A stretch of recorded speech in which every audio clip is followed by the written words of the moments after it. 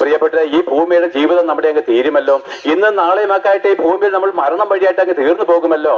എന്നാൽ പ്രിയപ്പെട്ടവരെ, നമ്മളെ കാത്തിരിക്കുന്ന ഭയങ്കരമായിരിക്കുന്ന ഒരു നരകവിധിയുണ്ട്. എന്താണെന്നറിയാമോ? ദൈവത്തിന്റെ ശിക്ഷാവിധി നമ്മളെ കാത്തിരിക്കുന്നു. ഒരു മനുഷ്യന്റെ യഥാർത്ഥമായിരിക്കുന്ന ജീവിതം ആരംഭിക്കുന്നത് മരിച്ചതിന് ശേഷമാണ്. ആ എന്നേക്കും ജീവിക്കുന്ന നിത്യമായിരിക്കുന്ന വാസകാലം. നിങ്ങളെല്ലാം വിചാരിക്കുന്നു മരിച്ചവരെല്ലാം അങ്ങ് സ്വർഗത്തിൽ പോകുമെന്ന്. അത് ഏത് പാപം ചെയ്തവരും സ്വർഗത്തിൽ പോകുമെന്ന് ഇല്ല പ്രിയപ്പെട്ടവരെ. പാപം ചെയ്യാത്തവരും പാപം ചെയ്തവരെല്ലാം ഒരുപോലെ നരകത്തിലേക്ക് ഒടുങ്ങിപ്പോവുകയാണ്. കള്ളുകൂടി ചോടയിൽ കിടക്കുന്നവനും ഇവിടെ എന്താണ് അനേക ദുഷ്ടതകൾ ചെയ്തിട്ട് മരിക്കുന്നവനും, അയ്യോ നമ്മുടെ മുമ്പിൽ ദുഷ്ടത ഒന്നുമില്ലാതെ നല്ല രീതിയിൽ ജീവിച്ച സാധു ആയിരിക്കുന്നവരും മരിച്ചിട്ട് നരകത്തിലേക്ക് പോകുന്നത്. കാരണം എന്താണെന്നറിയാമോ? നമ്മുടെ എല്ലാവരുടെയും അപ്പൻ ആദമാണ്. ആദമിന്റെ രക്തത്തിൽ പറഞ്ഞതുകൊണ്ടാണ് നമ്മൾ പാപി.